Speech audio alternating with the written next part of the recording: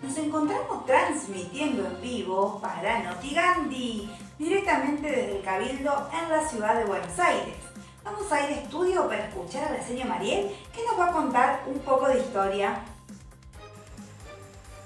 Bueno, muchas gracias. Mi nombre es Mariel y yo les voy a contar un poquito de la historia. ¿Por qué es importante conocer sobre la Revolución de Mayo? La Revolución de Mayo fue un proceso muy importante para nosotros los argentinos.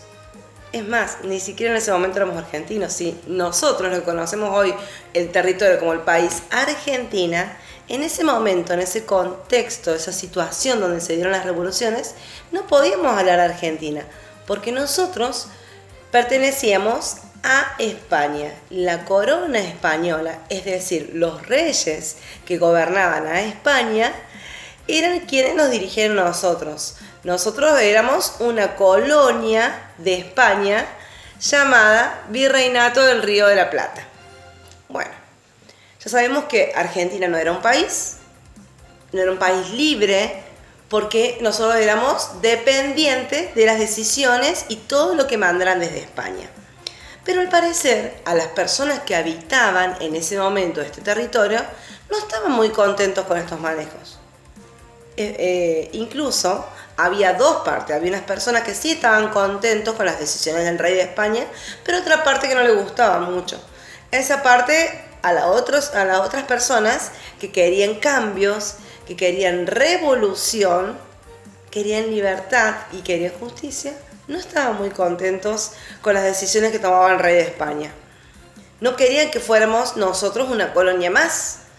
Y entonces ahí comenzaron todos los procesos y distintos acontecimientos que terminaron en la famosa Revolución del 25 de mayo. Y es muy importante conocer cómo estaban organizadas las personas en ese entonces. Estamos hablando de un periodo colonial. Escuchamos a Miss Ayelen, que nos va a contar acerca del Cabildo.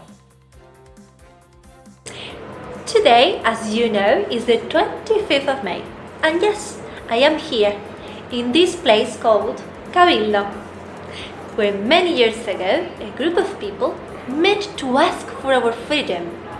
In this same red and yellow place with many windows and many doors that you can see here around me, many years later, those same people and others were able to feel happy and to celebrate what they had been achieved, because our country finally would be called Argentina. Profesor Mauricio, ahora vamos a escuchar lo que tenés vos para decirnos. Vamos a estudio, por favor. Gracias, querida Anacleta. Ahora continuamos con los juegos que hacían nuestros niños y niñas en aquella época. Ellos jugaban mucho a lo que es la soga, saltar la soga, juego que realizamos hoy en día. La rayuela era un juego muy tradicional también dentro de los juegos que realizaban las niñas. Los niños no podían hacerlo. Los niños jugaban a las bolitas. Aquellas bolitas eran de vidrio, piedra o barro, pero solo jugaban los niños. Se jugaba mucho a la mancha, al gallito ciego, que era un juego que se realizaba en familia. Pelota, a la pelota también se jugaba. Las mamás le armaban pelotas con trapos para todos los niños. Valero, trompo. Y otro de los juegos que eran tradicionales eran los juegos de muñeca para las niñas. Pero las muñecas eran de cuero o tela, no como las muñecas de plástico que tenemos hoy en día. Lo que no había ni se imaginaba nadie que iba a haber era tablets, play, teléfonos inteligentes y todo ese tipo de cosas que tenemos hoy en día. Bueno, Anacleta, luego del informe de los juegos que realizaban los niños de aquella época colonial, vuelvo contigo. Pero la historia aún no termina y tenemos mucho para aprender. Profe Juan Cruz, ¿nos podés contar un poco más?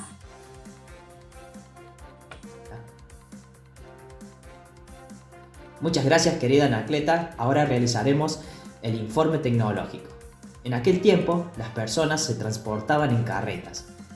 Estas carretas estaban compuestas por madera en su estructura y su techo estaba compuesto por pieles de animales.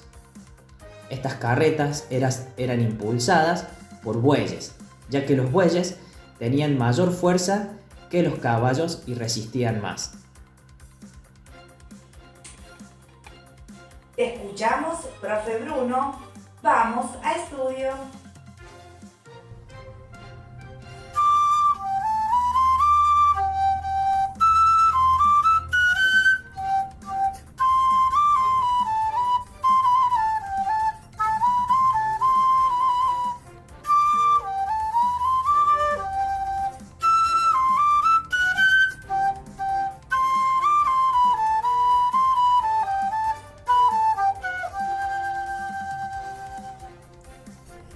Este fragmento que acabamos de escuchar es una pieza clásica denominada minuet. El minuet era una música que se bailaba en los salones de la época colonial y a los cuales asistía la clase más alta de la sociedad. Pero también había otro tipo de música que se tocaba en los barrios, una música popular que lo hacían nuestros hermanos, los afroargentinos.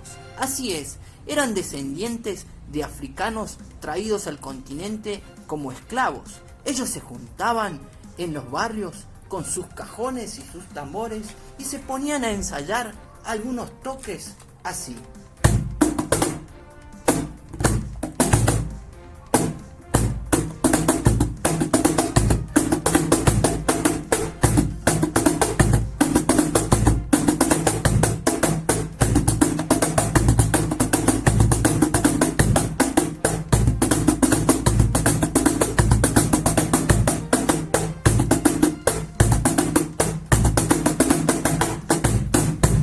Amigos, la música argentina también tiene descendencia africana. ¡Nos vemos!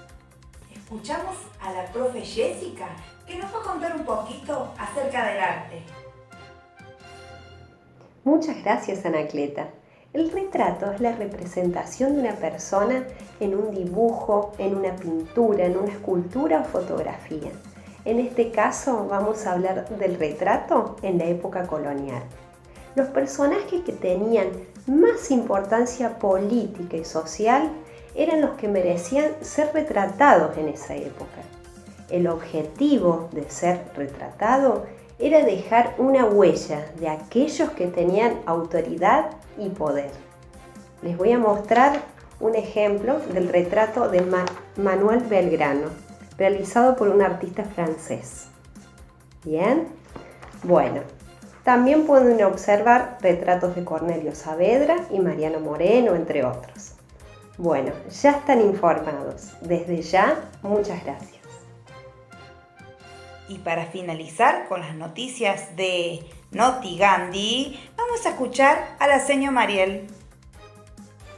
Bueno, como podemos observar, Argentina no existía, no podíamos hablar del país argentino, sino de una colonia de España que se llamaba Virreinato del Río de la Plata. Bueno, resulta que los reyes mandaban a representantes de ellos para que ocuparan como su rol. Es decir, si el rey no estaba acá, tenía que haber alguien a quien pudieran responder. Y esas personas se llamaban virreyes. El virrey que se encontraba acá en el Virreinato del Río de la Plata empezó a temblar porque las personas que se juntaron en la Plaza de Mayo empezaron a pensar. Se enteraron que en España había problemas. El rey Fernando VII, que era quien nos dirigía a nosotros, ya no era más rey. Entonces empezaron a pensar, si el rey ya no es más rey, ¿qué hace un virrey mandándonos? No queremos que nos manden más, queremos ser libres, queremos que haya justicia, pero ¿cómo lo iban a hacer? Bueno, Estas personas tenían muchas ganas de organizarnos y de formarse lo que es ahora en la actualidad Argentina. Buscaron la libertad y la justicia. Y así es como comenzó un 25 de mayo de 1810 la revolución. Hasta que después, mucho tiempo después, se pudiera lograr la independencia y llegar a ser un país como Argentina. Pero todavía falta tiempo para eso. Hasta ahora quedamos en el comienzo de la revolución de 1810. Notigandhi ha informado. Hasta mañana y esta historia continuará.